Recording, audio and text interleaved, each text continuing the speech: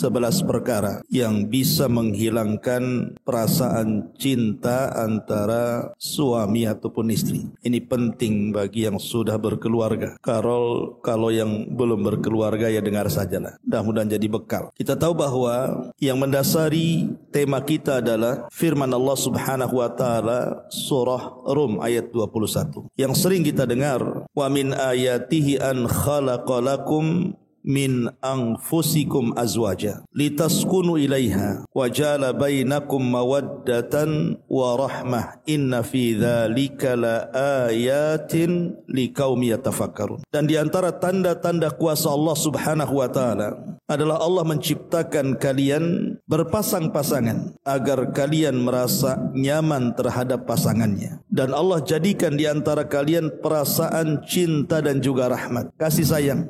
Demikian itu terdapat tanda-tanda bagi orang-orang yang mau berfikir. Lihat bahasa Quran. Allah Subhanahu wa taala bukan menyebut satu tanda dari tanda-tanda kuasa Allah dalam pernikahan itu, tetapi Allah sebutkan dengan jama', banyak tanda dari kuasa-kuasa Allah itu dalam pernikahan itu. Ma'asyiral muslimin wal muslimat rahimani wa rahimakumullah. Berarti dari ayat ini dapat kita petik pelajaran ada 3 poin yang harus ada pada rumah tangga seorang muslim itu. Pertama sakinah, yang kedua mawaddah, dan yang ketiga rahmah. Kalimat sakinah, litaskunu ilaiha. Sakinah ini bisa diambil dari 2 kata, maskan dan sakan. Maskan itu artinya tempat tinggal, dan sakan itu artinya ketenangan. Kalau berumah tangga itu hanya sekedar memerlukan maskan tempat tinggal saja, ini tidak cukup.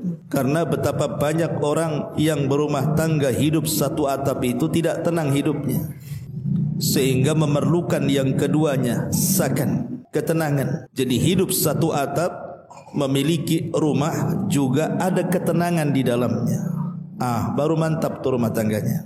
Lah ketenangan itu bisa muncul karena 2 perkara. Pertama mawaddah, timbulnya perasaan cinta. Yang kedua timbulnya rasa rahmah, kasih sayang. Al-Imam Ibnu Katsir rahimahullahu taala ketika memberikan catatan kepada ayat ini, apa kata beliau? Innar rajula yumsikul mar'ata imma limahabbatihi laha aw li rahmatin biha bi an yakuna laha minhu waladun aw muhtajatun ilaihi fil infaqi aw lil ulfati bainahuma wa ghairi dzalik. Kata Imam Ibnu Katsir rahimahullahu taala, dia mengatakan seseorang itu, maksudnya seorang suami, kenapa dia bisa bertahan dan menahan istrinya di dalam rumahnya, itu disebabkan karena kecintaan seorang suami kepada istri. Makanya ditahan. Kalau sudah tidak cinta ngapain ditahan? Atau boleh jadi bukan karena cinta, tapi karena kasih sayang. Mungkin cintanya sudah enggak ada, tapi sayangnya masih ada. Boleh jadi karena melihat anak. Sebenarnya sudah jengkel sama istrinya, dah kurang ajar kan, tapi mikir anak dia. Tak jadilah, kasihan juga saya tengok anak. Nanti kalau bercerai dia dapat bapak baru, tak sayang pula dengan anak saya. Tak jadi cerai akhirnya. Artinya cinta boleh hilang, sayang kan tak boleh hilang. Karena tadi memikirkan boleh jadi karena ada anak, kata Imam Ibnu Katsir rahimahullahu taala, atau karena mungkin dia masih berhajat dengan nafkah kita. Kalau kita ceraikan dia makan apa di luar?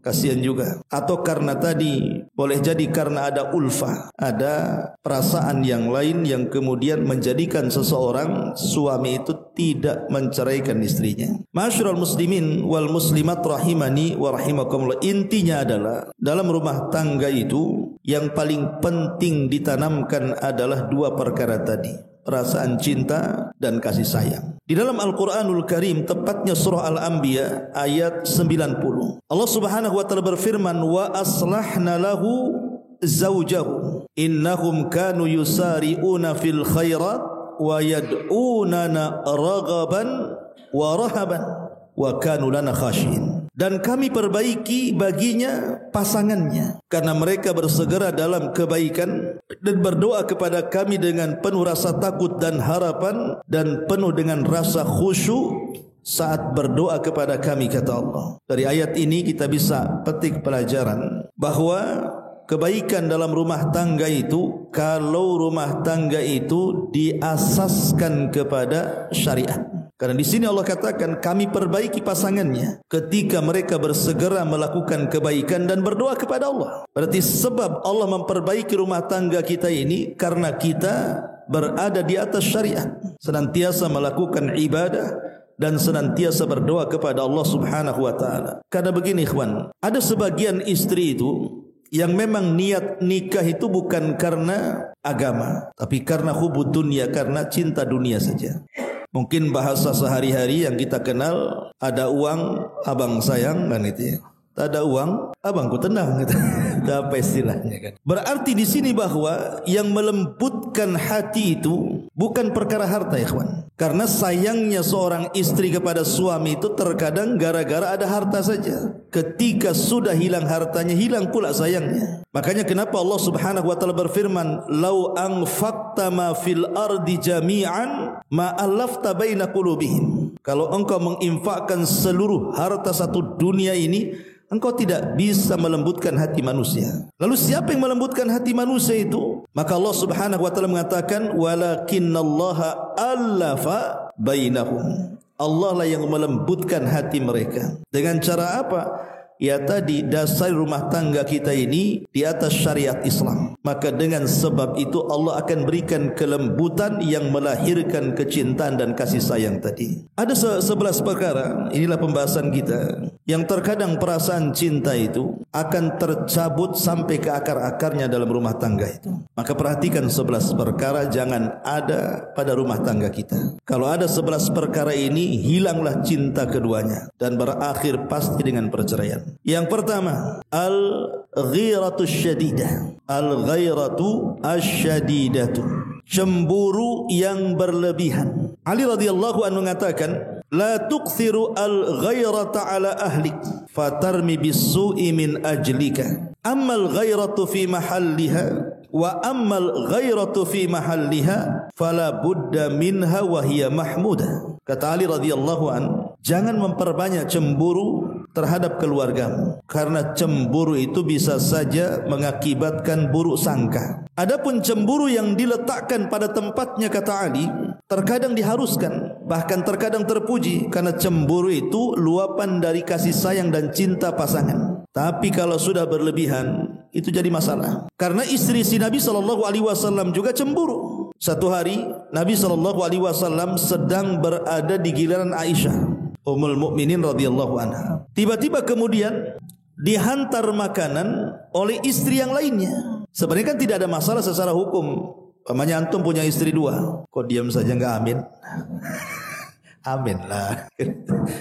Umpamanya antum punya istri 2. Istri yang pertama mengirim makanan ke istri yang kedua, sementara suami giliran istri yang kedua atau sebaliknya. Secara syariat tidak ada masalah. Tapi terkadang timbul kecemburuan. Lah Aisyah Ummul Mukminin radhiyallahu anha ini cemburu. Rupanya piring yang berisi makanan itu dipecahkan dia di hadapan Rasul dan para sahabatnya. Seolah-olah Aisyah mengatakan, ini kan giliran saya, kenapa istri yang lain ngantar makanan pula kan itu. Tetapi Nabi SAW tidak langsung berburuk sangka kepada Aisyah. Nabi hanya mengatakan, gharat ummukum, ibu kalian sedang cemburu, biarkan saja. Tapi setelah para sahabat enggak ada di rumah Rasul, kata Rasul, ganti tuh piring yang aku pecahkan tuh. Sudah diganti. Intinya bahwa cemburu boleh-boleh saja, tetapi cemburu yang menghilangkan perasaan cinta itu kalau sudah berlebihan. Seperti apa cemburu yang berlebihan itu? Cemburu yang menjadikan suami tidak tenang, di mana posisi seorang istri itu merangkap sebagai malaikat raqib dan atid. Dia merangkap jadi malaikat raqib atid itu. Antum kemana saja itu dipantau dia. Tak boleh sekejap mata itu berpaling dari dia. Kau di mana? Sedang apa? Sama siapa? Ngapain? Di jalan mana? Gang berapa? RT berapa? Semua ditanya. Nanti datang juga ditanya juga. Kok ada apa ini? Apa ini? Lihat dompetnya. Takut habis. Nah ini kan Kalau seperti ini hilang perasaan suami kan. Antum kalau dipantau gak akan lama-lama hilang cinta tuh. Begitu juga istri, kalau antum pantau terus itu kurang lebih saja.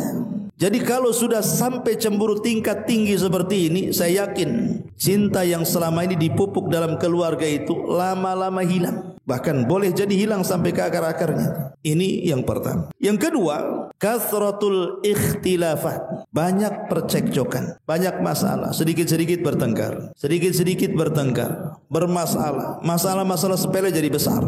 Dan ini sering terjadi, terutama anak-anak muda yang baru menikah biasanya, yang belum bisa mengkontrol dirinya dan juga pasangannya. Itu paling banyak terjadi itu, perselisihan itu. Dan tentu sebab perselisihan kan banyak kan gitu ya. Banyak sekali sebab perselisihan dalam rumah tangga itu. Entah masalah ekonomi, entah masalah kesehatan, entah masalah-masalah di luar sana. Boleh jadi mungkin lisannya tidak dijaga, akhirnya kemudian ngomong tersinggung jadi masalah kan gitu. Jadi ketika kemudian banyak berselisih suami istri itu, yang tadinya cinta, saya yakin lama-lama hilang cintanya tuh. Berselisih dalam rumah tangga itu bukan tidak dibolehkan. Nabi juga pernah berselisih dengan istri-istrinya, tetapi kan perselisihan Nabi jadi syariat.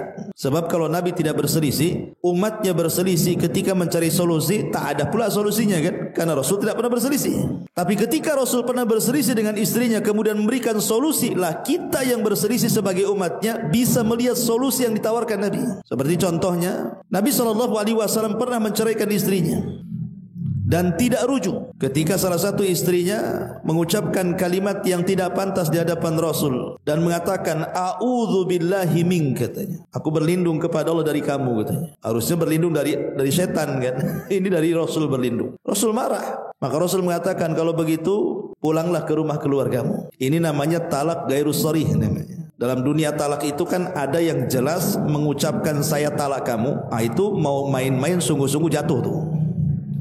Ada yang tidak jelas dengan mengatakan sudah pulang kau keluargamu. Ini kalimat talak tapi tidak jelas, sehingga butuh adanya klarifikasi. Jadi seorang istri harus bertanya, apa maksudnya bang? Ya maksudnya kau pulang aja. Kalau gitu kan belum cerai itu. Tapi kalau ditanya apa maksudnya? Maksudnya pisahlah, masa tak paham. Itu cerai namanya. Kan udah mengungkapkan maksudnya. Tapi jangan ditanya waktu marah. Kalau ditanya waktu marah pasti cerai itu. Waktu marah-marahnya, bang, kenapa abang nyuruh saya pulang? Ya karena aku gak suka, aku ceraikan kamu. Itu lagi marah tuh. Tapi kalau sudah reda marahnya, tanyalah, bang, kemarin kok aku disuruh pulang nih, apa maksudnya bang? Oh enggak, biar kau pulang kampung aja. Kan gitu kan. Akhirnya kan tak cerai kan.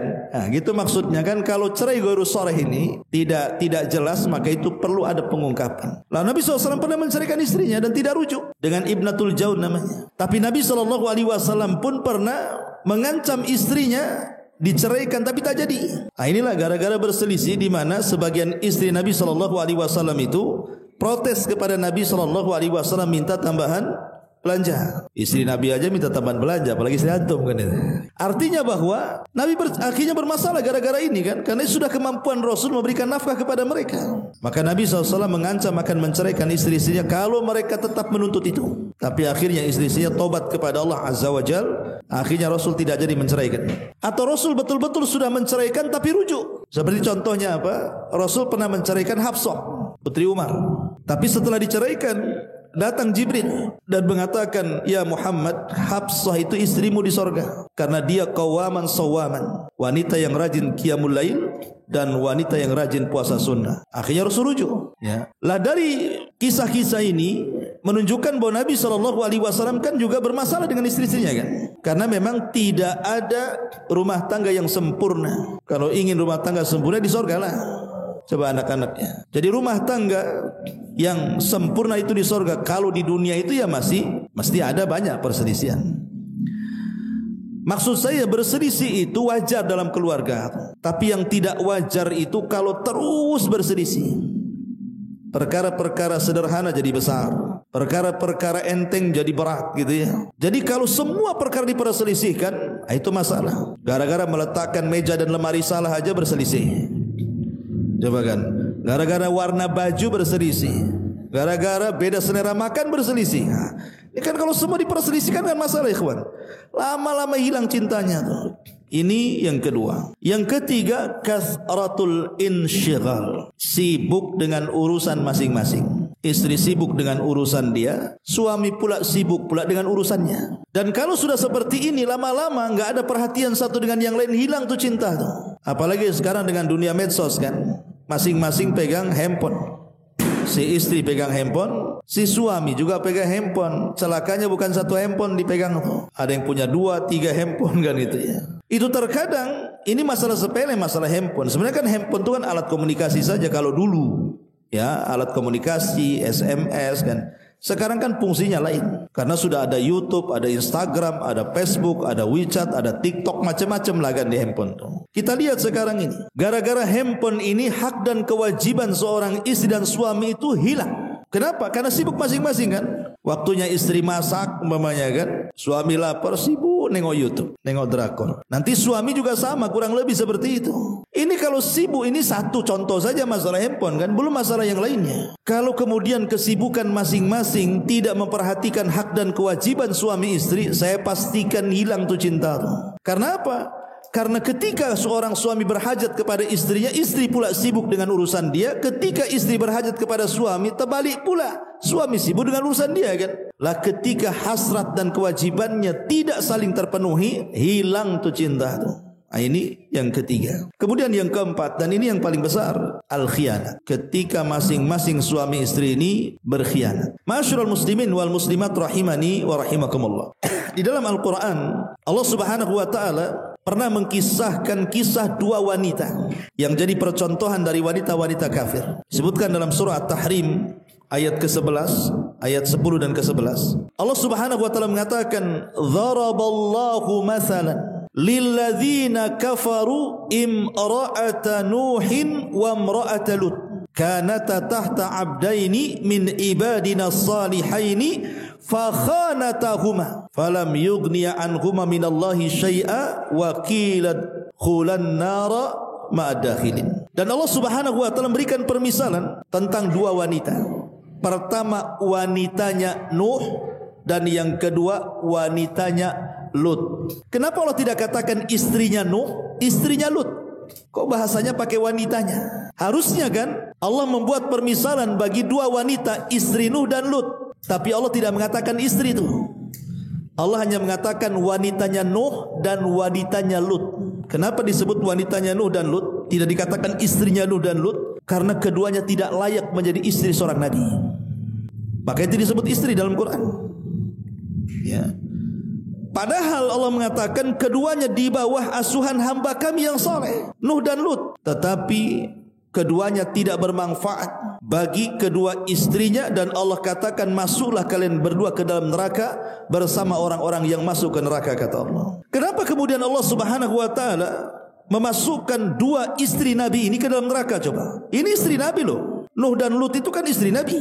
Alasannya karena dua-duanya berkhianat. Tetapi antum jangan salah paham, maksudnya khianatnya istri Nabi bukan selingkuh berzina, tidak. Bukan itu. Jadi khianatnya istri seorang Nabi tidak mungkin sampai berselingkuh atau berzina. Maksudnya kata para ulama, adapun istrinya Nuh berkhianat kepada Nuh karena dialah orang yang pertama mengingkari syariat Nuh. Jadi sebelum mengatakan umatnya gila kepada Nuh, istrinya dulu yang mengatakan gila suaminya. Adapun istrinya Lut itu karena sekongkol dengan preman pasar. Jadi kalau ada tamu laki-laki datang kepada rumahnya Lut, nanti cemburu istrinya, jangan-jangan suami saya homo juga. Akhirnya kemudian istrinya Lut membakar kayu, kemudian asapnya mengepul ke langit, tanda bahwa di rumahnya ada tamu laki-laki.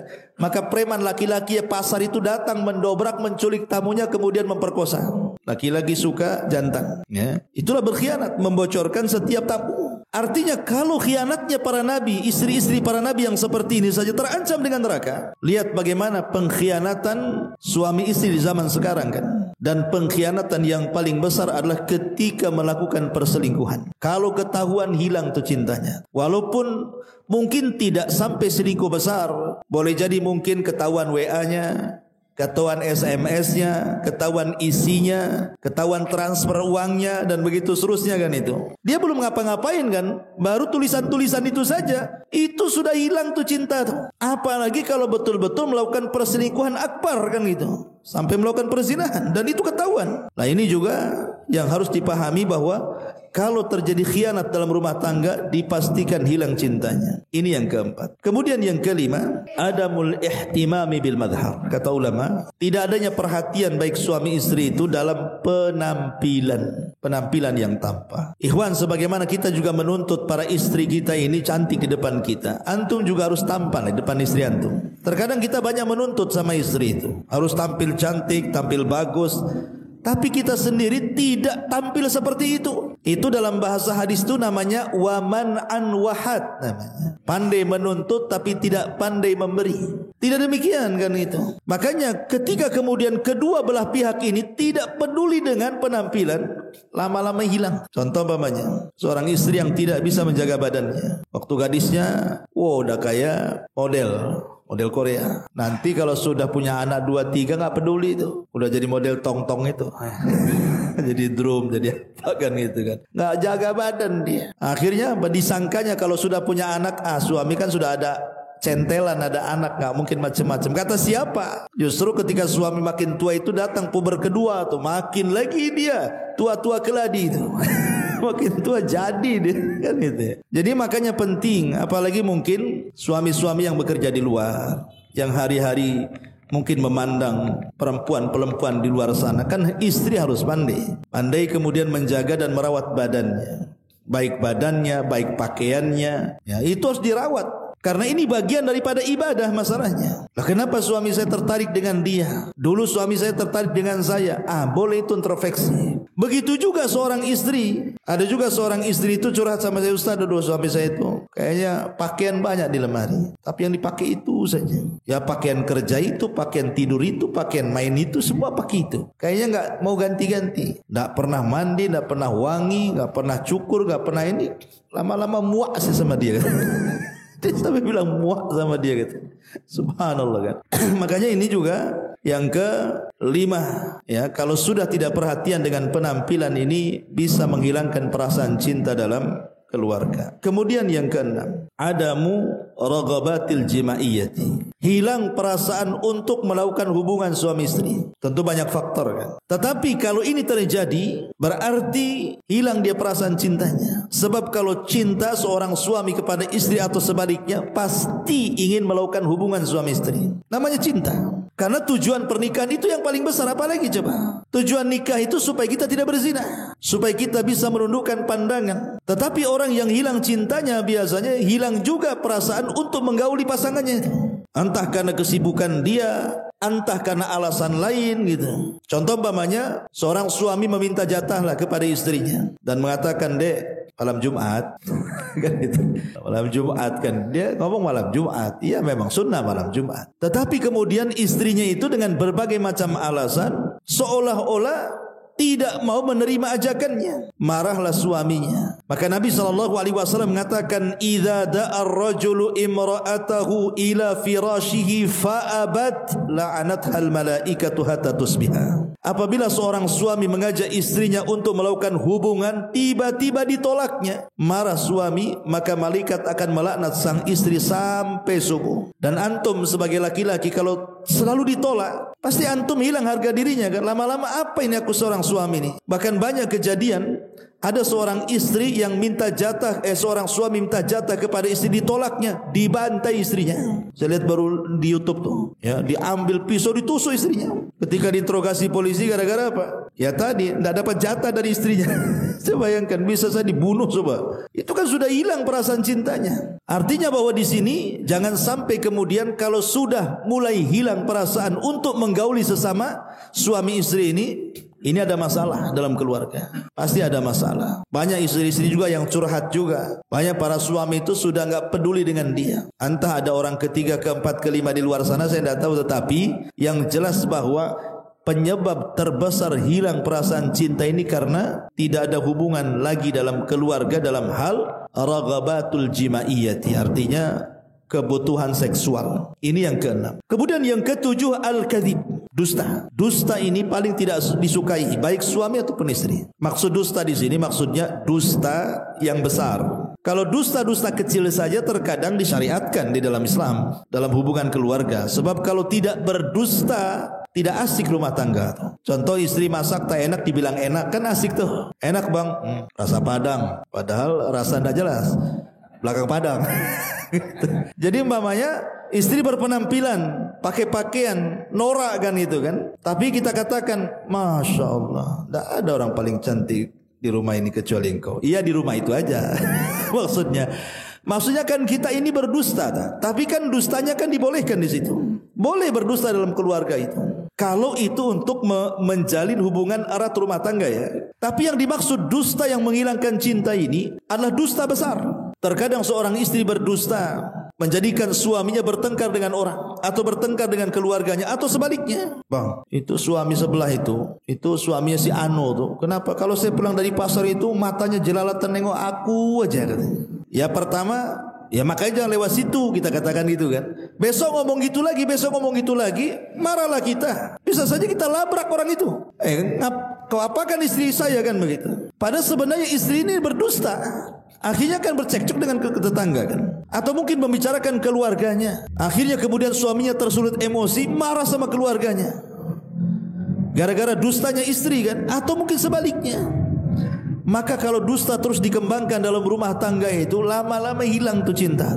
Karena dusta sendiri dalam hadis adalah yahdi ilal fujur, bisa mengantarkan kepada keburukan. Fujur, kefajiran, kejahatan. Dan fujur itu bisa mengantarkan ke neraka. Ini yang ketujuh. Yang kedelapan, kathratul intiqadi wasyaqwa. Banyak kritikan dan banyak keluhan. Nih, kalau dalam rumah tangga ini sudah banyak mengkritik antara suami istri, banyak mengeluh antara suami istri, hilang tuh cintanya. Kan banyak tuh istri-istri itu yang dikit-dikit mengeluh ekonomi, bang, tolonglah bang katanya. Masa tetangga itu sudah beli mobil kita aja ke sana kemari, motor ngeredit lagi katanya. Usahalah bang. Kadang-kadang mengeluh, tidak qanaah kan. Ataupun masalah-masalah yang lain, memaksa suaminya untuk mencari nafkah lebih pada itulah kemampuannya di situ. Itu tidak ridha dan qanaah.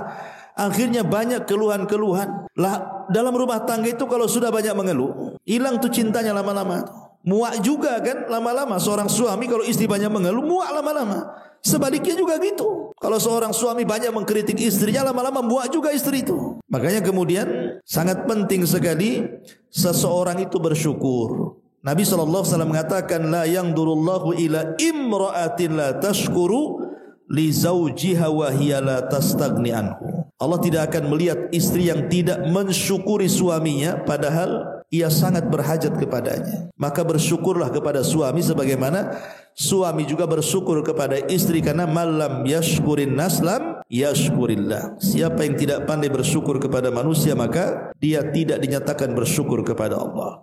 Kemudian yang kesembilan, al-ihana, merendahkan. Ini kalau suka merendah-rendahkan, suami merendahkan istri, istri merendahkan suami kan? Merendahkan martabatnya, pendidikannya, keluarganya, usahanya, pelayanannya, khidmatnya dan begitu seterusnya. Maka kalau saling merendahkan dibahaya ya. Hilang perasaan cintanya kan. Oh dasar kamu ini. Udah kalau udah ngomong dasar-dasar ini awalnya, itu udah mulai merendahkan. Maka kenapa kemudian di dalam Islam itu Nabi sampai mengatakan la yafruqu mu'minun mu'minatan, tidak boleh seorang mukmin mencela mukmin yang lainnya. In kariha minha khuluqan radiya minha khuluqan akhar. Kalau seseorang benci kepada akhlak pasangannya, jangan langsung diungkapkan kebenciannya, tapi lihat sisi baiknya. Hadis ini menjadi sebuah kaidah, bukan dalam dunia rumah tangga saja ya. Dalam dunia bertetangga, dalam dunia berkawan juga sama. Pamannya tetangga ini bermasalah dengan kita, akhirnya kita benci. Jangan kemudian melihat kesalahan tetangga saja, lihat kebaikannya. Lebih banyak mana tetangga berbaik sama kita atau lebih banyak mana kejahatan tetangga dengan kita. Kalau masih lebih banyak baiknya, berhusnudzonlah kepada tetangga. Sama juga seorang suami kepada istri atau istri kepada suami.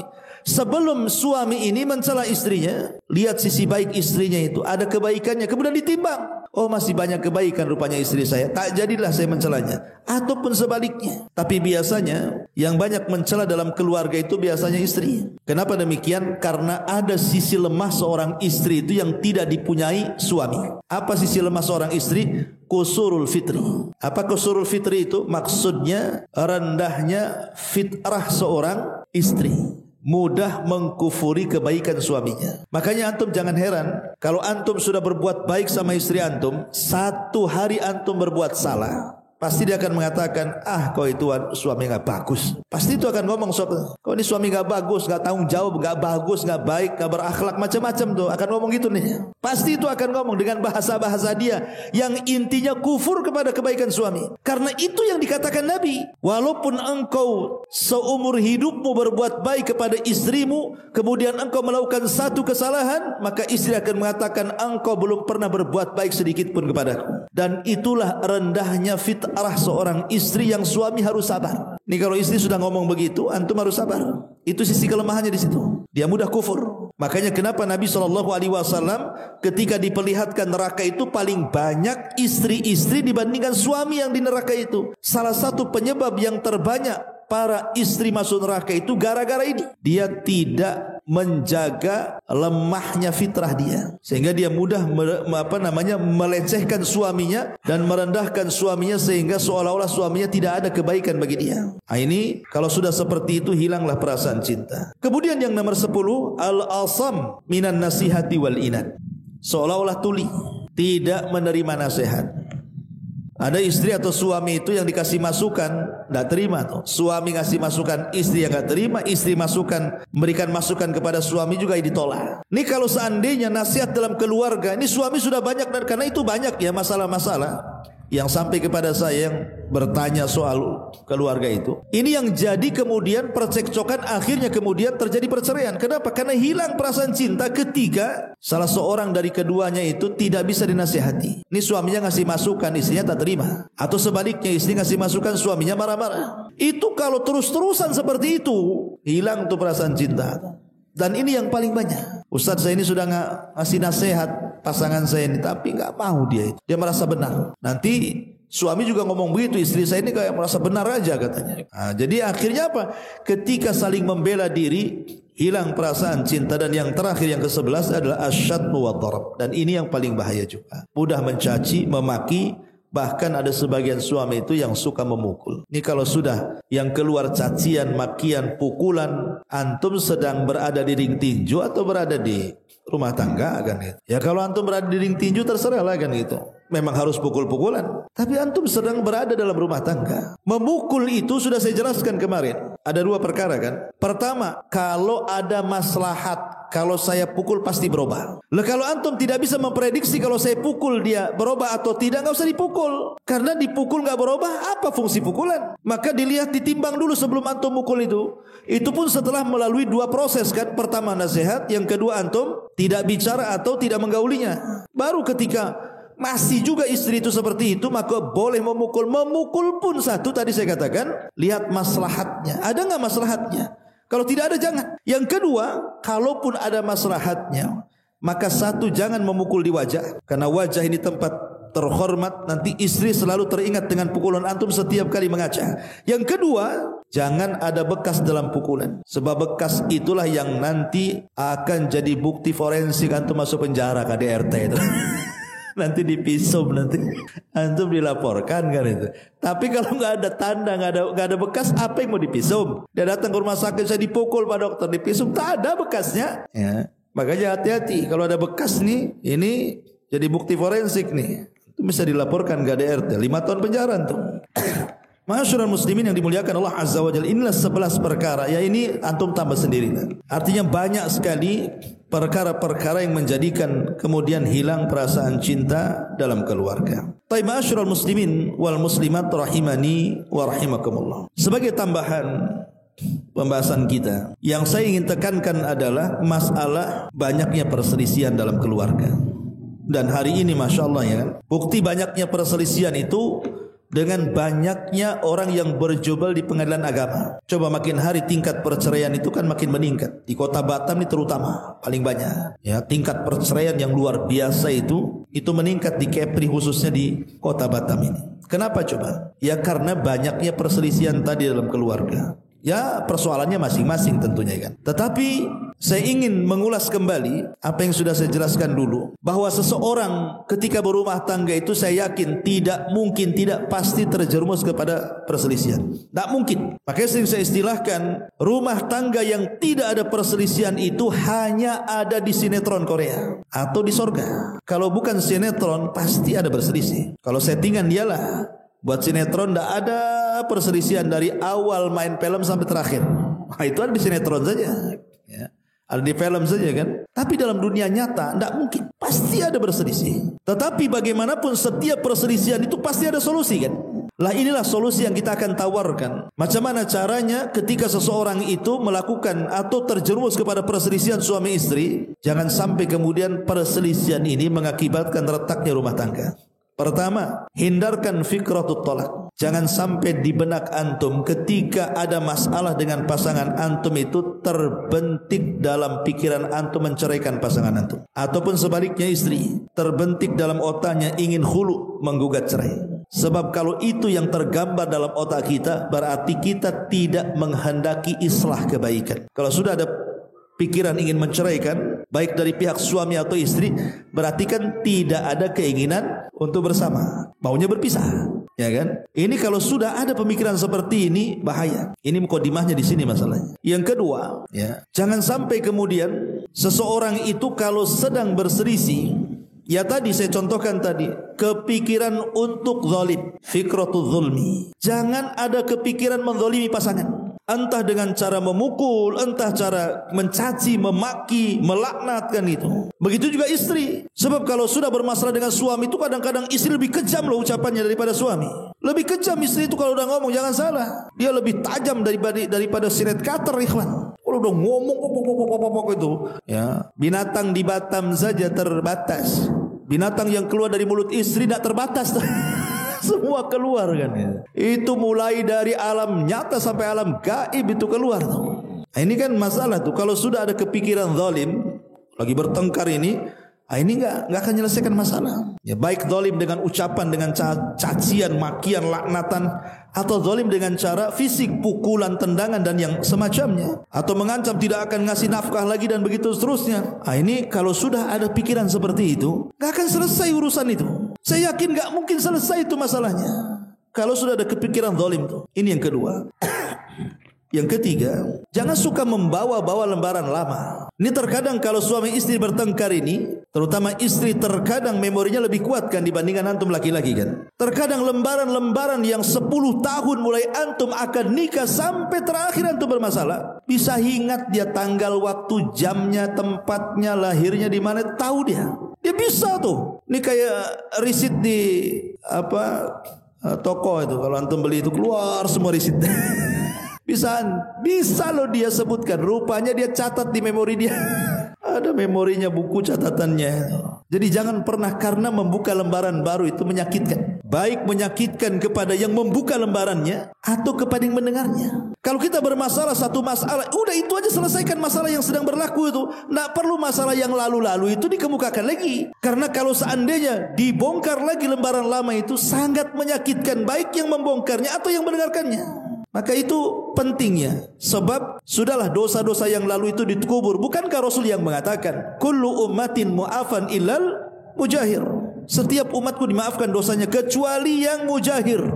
Ketika ditanya siapa mujahirin itu ya Rasulullah, mujahirin itu orang yang aibnya sudah ditutup oleh Allah, dia bongkar lagi. Jadi membongkar aib itu tidak boleh. Membongkar dosa-dosa yang silam itu tidak boleh. Yang sekarang aja lah kita hadapi kan itu. Maka ini juga yang ketiga, jangan suka membawa-bawa lembaran baru. Kemudian yang keempat, janganlah perselisihan itu dibawa keluar rumah. Cukuplah dalam rumah saja. Jangan dibawa keluar rumah. Karena ada kemudian suami istri kalau berselisih dia bawa-bawa keluar tuh. Yang istri ngadu pada keluarganya, yang suami ngadu pada keluarganya. Peranglah Israel Palestina tuh. Ya. Akhirnya kan perang dua keluarga jadinya kan. Karena saya yakin masing-masing keluarga tidak semua berakal, ada juga yang tidak berakal. Akhirnya apa? Membela pihak masing-masing. Kalau sudah membela pihak masing-masing, bukan cari solusi itu namanya, cari perang. Makanya jangan terbentik kalau ada masalah. Selesaikan berdua dulu. Cari benang kusutnya di mana kan itu. Udah ada kusut kali Ustaz, tak bisa juga diambil tuh yang kusut-kusut. Udah kusut kali umpamanya kan.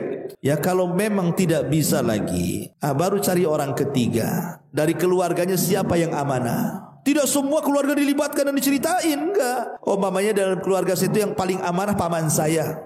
Ini kalau bapak saya tidak bisa nih. Ataupun nanti yang suaminya, ya ini paling amanah di keluarga saya ini kayaknya saudara saya karena dia tahu agama. Kalau orang tua saya tidak bisa ini.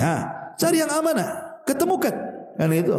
Makanya Allah mengatakan fab'atsu hakaman min ahlihi wa hakaman min ahliya, utus dari dua belah pihak supaya damai. Tapi kalau kemudian dibawa keluar, bahkan diceritakan ke kawan kantornya, ke kawan kerjanya, ke kawan mainnya, itu tidak mencari solusi, tetap akan terjadi perselisihan. Maka jangan mengeluarkan perselisihan rumah tangga keluar rumah. Atau yang kelima, jangan suka mendoakan yang buruk saat berselisih. Mati aja kau bang katanya. Langsung main mati. Ya. Nanti istrinya juga ngutuk istrinya. Mudah-mudahan habis ku cerai, gak laku kau nanti. Jadi masing-masing melaknat, masing-masing mendoakan buruk. Itu tidak boleh. Ya, bagaimanapun Nabi yang mengatakan la tadu ala anfusikum wa la tadu ala auladikum wa la tadu ala amwalikum la tuwafiqu minallahi sa'atan yus'alu fiha ata'an fayastajibu lakum. Rasul mengatakan jangan kalian berdoa buruk atas diri kalian. Jangan berdoa buruk atas anak-anak kalian, atas pasangan-pasangan kalian, atas harta benda kalian. Karena boleh jadi ketika berdoa kok mencocoki waktu ijabahnya doa akhirnya dikabulkan. Maka jangan suka seperti itu. Kemudian yang keenam, kalaupun harus berselisih jangan di depan anak-anak. Bagi yang sudah punya anak, karena itu akan mempengaruhi psikologi masalahnya kan. Itu akan ditiru sama anak-anaknya. Bahkan boleh jadi mungkin anak pun akan terlibat dalam pertengkaran orang tua tuh. Ya, jadi kalau berselisih jangan di depan keluarga, jangan di depan anak-anak, dan jangan bawa-bawa persoalan dukun dalam keluarga. Kan ada tuh orang-orang yang membawa dukun dalam keluarga itu. Dulu pantas saya sayang sama abang ini, sekarang saya benci. Jangan-jangan abang pelet saya. Bawa dukun kan tuh. Kan kadang seperti itu. Ini 5 tahun saya kena pelet nih suami saya kena. Setelah 5 tahun baru saya tahu saya benci sama suami. Berarti sudah hilang tuh sihirnya katanya. Udah punya rumah, punya anak, bilang disihir pula. Atau betul-betul bukan bawa-bawa dukun ke rumah, datang pula dia ke dukun. Ini kan masalah. Ya, jadi kalau bisa itu jauhi, ataupun saat bertengkar itu jauhi kemaksiatan. Karena kebanyakan orang-orang yang kurang iman, kurang takwa, kalau ada masalah dengan keluarga, pasti dia larinya apa? Maksiat. Bermaksiat kepada Allah Azza wa Jalla. Ini tidak akan menyelesaikan masalah. Ya, bahkan semua perkara-perkara ini boleh jadi bisa menghilangkan bukan hanya perasaan cinta, tapi juga perasaan kasih sayang. Makanya ulama mengatakan bahwa terbentuknya kasih sayang dan cinta dalam keluarga itu sebenarnya kuncinya cuma satu: memberikan hak masing-masing. Suami tahu siapa dia, apa yang harus dipenuhi untuk istrinya. Istri juga tahu siapa dia, apa yang harus dipenuhi untuk suaminya. Kalau masing-masing suami istri ini tahu hak-haknya masing-masing, insya Allah rumah tangga itu akan berjalan itu. Tapi kalau masing-masing mengabaikan haknya, saya yakin itu kandas di tengah jalan. Lalu apa saja hak-haknya? Ya, dengan singkat saja ya. Satu, ini kita bicara soal suami dulu ya. Pertama, baik yang mungkin dianggap remeh ataupun yang sangat beratnya. Mungkin dianggap ringan, seperti seorang suami susah untuk senyum dan bercanda kepada pasangannya. Kan ada tuh suami itu kalau di luar rumah dia bisa tertawa dengan kawan-kawannya. Ya, sampai ke rumah hilang tuh tertawanya, senyumnya pun hilang. Tak ada senyum untuk istrinya. Tapi sama kawan-kawannya dia bisa bukan hanya senyum, tertawa. 1 kilo suara, 1 kilo suara. Ini masalah kan. Yang kedua, duduk bersama pasangannya. Ya, harus banyak duduk dengan istrinya. Antum bisa duduk di warung kopi dengan kawan-kawan berjam-jam. Ya, sudah habis mungkin 5 gayung tuh kopi itu. Gak pergi-pergi juga antum di situ. Tapi sama keluarga kadang-kadang duduk sebentar. Ya, ini juga masalah. Kemudian juga an yusallim idza dakhal. Biasakan mengucapkan salam kalau masuk rumah. Kan itu keberkahan. Ya. Kemudian juga hormati suami dan keluarga. Hormati istri dan keluarganya. An yahtarima ahlah, an yahtarimaha wa ahlah. Hormati dia dan hormati keluarganya. Terutama pengantin baru. Dia hanya peduli sama istrinya, tidak peduli sama keluarganya. Hormati. Kemudian an yar'aha idza marid. Kalau bisa ya istri sedang sakit ya jaga. Karena Utsman bin Affan pun menjaga istrinya ketika Rasul perang Badar kan. Kenapa Utsman tidak ikut terlibat dalam perang Badar? Karena Rasul yang memerintahkan dia jaga istrinya ketika sakit. Maka kalau istri sakit ya jaga, minimalnya belikan obat ya atau antar ke rumah sakit dan begitu seterusnya. Kemudian an yusaidaha idza thaqula ilaiha. Bantu kalau memang dalam perkara-perkara yang tidak bisa dia lakukan. Rumah bocor, jangan pula istri suruh nambal rumah. Naik kau ke atas tuh, seng bocor tuh, pasang spandek sana. Itu bukan tugas istri antum. Ya, itu tugas laki-laki. Antum yang naik marah-marah. Ini rumah bocor, kenapa kau tak benerin katanya. Bukan tugas dia. Tugas antum naik suami. Kalau itu bukan tugasnya, jangan antum suruh-suruh dia.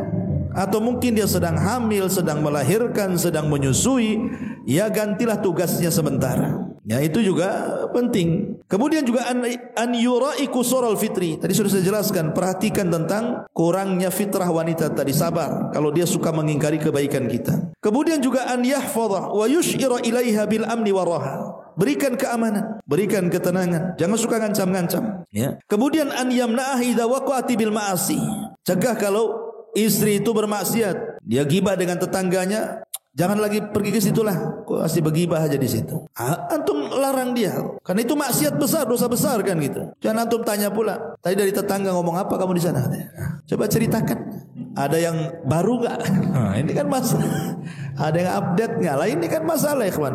Bukannya dicegah malah antum interogasi. Mau antum mau dengar pula gibah dia. Nah, kemudian la yamna'uha idza aradat an tadhhaba ila ini. Jangan larang kalau istri kita mau berkunjung kepada keluarganya. Kalau bisa ongkosi antar.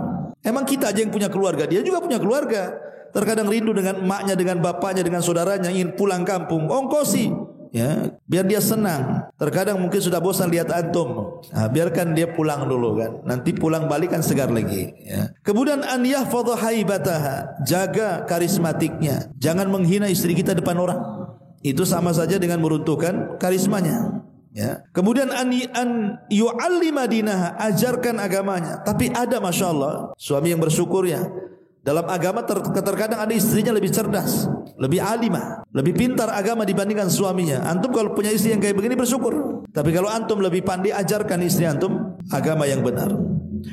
Kemudian juga an yunfiqa 'alaiha, ya berikan nafkah seperti yang sudah saya jelaskan 6 nafkah kemarin yang wajib bagi suami. Kemudian an ya'muru bis salati aw ta'lim. Perintahkan mereka salat, ajarkan agama. Perintahkan mereka. Dan itu kan ada kajian tuh, datanglah ke pengajian sana. Supaya kalau kita tidak bisa mengajarkan agama, antar ke pengajian. Sudah antum tidak diajarkan agama, tidak datang ke pengajian, ya bodoh teruslah istri antum jadinya kan. Nah, ini kan masalah. Kemudian juga alla yaghiba lil amali akthar min 4 asyhur. Kalau antum mau berangkat kerja jauh, mungkin kerja di kapal, kerja di mana, maka tidak boleh lebih dari 4 bulan. 4 bulan pulang. Kecuali kalau ada kesepakatan. Tapi kalau tidak kesepakatan tidak boleh. Karena di zaman Umar bin Khattab, jadi Umar itu malam-malam keluar. Rupanya ada suara ranjang yang bergerak. Rupanya ada seorang wanita sedang bersendirian dalam rumah itu, melantunkan syair karena suaminya sedang berangkat perang, dan mengatakan kalau bukan karena takut kepada Allah sudah bergeraklah ranjang ini. Maksudnya sudah selingkuh kan gitu. Jadi Umar dengar. Makanya Umar akhirnya membuat sebuah aturan, setiap 4 bulan pasukan diganti. Pulang ke keluarganya ganti. Nanti 4 bulan pulang diganti. Dari sini istimbat hukumnya tidak boleh seorang suami meninggalkan istri lebih daripada 4 bulan kecuali karena hajat dan darurat atau karena sudah ada kesepakatan. Memang kerjanya umpamanya kontraknya 2 tahun, mau diapakan lagi, dan istrinya rela. Kalau istrinya enggak rela jangan, ya. Dan banyak lagi. Ini hak-hak yang harus ditunaikan seorang suami. Adapun istri, ya taatlah dengan cara yang baik kepada suami. Jangan puasa sunnah kalau suami ada. Karena boleh jadi suami menghendaki dia kan, ya. Ustaz, saya sudah izin semalam sama suami, tapi suami minta pula siang-siang, batalkan ya, karena melayani suami wajib. Puasa Senin Kamis di sunnah, kan logikanya nggak masuk. Ini yang wajib, ini yang sunnah. Kok masih ngengkel aja puasa? Tunggu maghrib lah bang. Aku ini mau sekarang kan itu. Nanti hilang hasratnya, sampai maghrib lah dongkol suaminya kan. Lah ini kan yang seperti itu dipaham. Jangan puasa sunnah kalau suami hadir. Ya, jangan maksa-maksa. Izinkanlah suaminya ada. Yang wajib melayani suami bukan puasa. kecuali kalau qadha Ramadan ya, atau di bulan Ramadan itu kan wajib kan lain. Kalau puasa sunnah ya enggak usah puasa sunnah kalau suaminya ada. Dan tidak boleh keluar kecuali dengan izinnya. Suami datang, mana istri saya rupanya tak ada. Samarah tuh ya. Dan jangan memasukkan orang yang suami tidak suka, entah keluarganya, entah kawannya. Kalau suami enggak suka, jangan masukkan orang, baik laki-laki atau perempuan. Kemudian juga jangan membazirkan harta yang diberikan kepada suami. Jangan, karena ada seorang istri itu kan di zaman sekarang itu asal COD aja. COD. Ya, suami stres. Lah kemarin uang kemana? Itu bang tuh tengok tuh kotak-kotak tuh. Stres, jangan tabdzir. Tabdzir itu dalam bahasa harta itu ada dua, ada namanya israf, ada namanya tabdzir. Kalau israf itu membelanjakan harta berlebihan dari kebutuhannya. Kalau tabdzir membelanjakan harta kepada kemaksiatan kepada Allah. Itu bedanya di situ israf dengan tabdzir. Dan dua-duanya tidak boleh, ya kan? Pamannya istri masak banyak-banyak. Orang hidup berdua, bertiga dengan anaknya, sekali masak untuk satu kampung. Siapa yang makan? Akhirnya dilempar ke tong sampah. Itu namanya apa? Israf. Ya, bukan tabdzir, israf namanya. Karena halal kan dia, memasakkan halal, tetapi berlebihan akhirnya dibuang, itu israf. Kalau tabdzir, ya tadi umpamanya seseorang ini berjudi dengan hartanya, membeli khamar dengan hartanya, membeli narkoba dengan hartanya, itu namanya tabdzir. Karena sarful mal, menghamburkan harta ila ghairi ma yambagi, bukan yang sepatutnya dikeluarkan untuk itu ya. Kemudian juga di antara kewajiban istri kepada suami ya hormati suami, hormati juga keluarganya. Jangan menolak kalau suami ngajak berhubungan. Kemudian baik-baiklah apabila suami itu datang entah dari pekerjaan, entah dari mana. Jadi perbaiki cara istiqbal. Istiqbal itu penyambutan dalam rumah tangga. Penyambutan, disambutlah suami itu. Kadang suami datang entah dari mana, istrinya tidur-tiduran, enggak jelas.